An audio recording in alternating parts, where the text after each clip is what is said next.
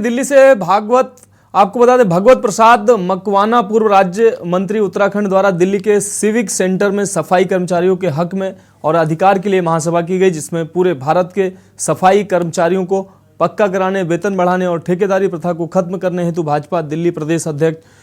वीरेंद्र सचदेवा और राज्यसभा सांसद नरेश बंसल द्वारा प्रधानमंत्री नरेंद्र मोदी को एक ज्ञापन सौंपा गया। साथ ही इस महासभा में यह भी कहा गया कि अयोध्या के श्री राम मंदिर में भगवान वाल्मीकि जी की मूर्ति भी स्थापित होनी चाहिए। आज राष्ट्रीय वाल्मीकि क्रांतिकारी मोर्चे के 25 वर्ष पूर्ण होने पर रजत जयंती के अवसर पर तथा बाबा साहब डॉक्टर भीमराव अंबेडकर जी की जयंती के पावन अवसर पर दिल्ली में पूरे देश के वाल्मीकि समाज के प्रतिनिधियों ने, जिसमें काफ़ी इंटेलेक्चुअल्स, बुद्धिजीवी लोग, श्रमिक नेता, ये सब आए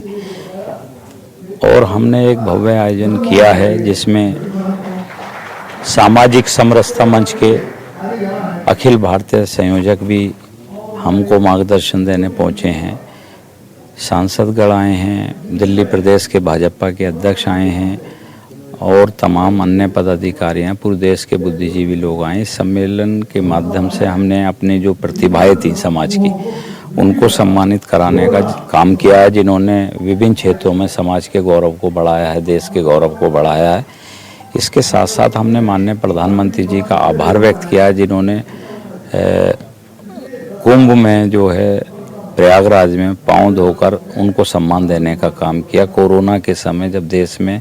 और पूरी दुनिया में एक तबाही थी, उस समय अपने प्राणों की परवाह किए बिना जब सफाई कर्मचारी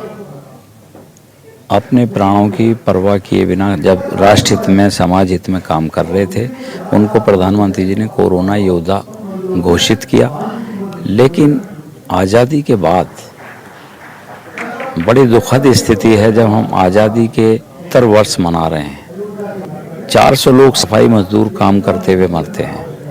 रूप से आज इनका रजत जयंती का सम्मेलन है और उसमें जो उनके एक समाज की पीड़ा है, उसके समाज की जो आवश्यकताएं हैं, उसके संबंध में उन्होंने ज्ञापन दिया है। मैं उस ज्ञापन को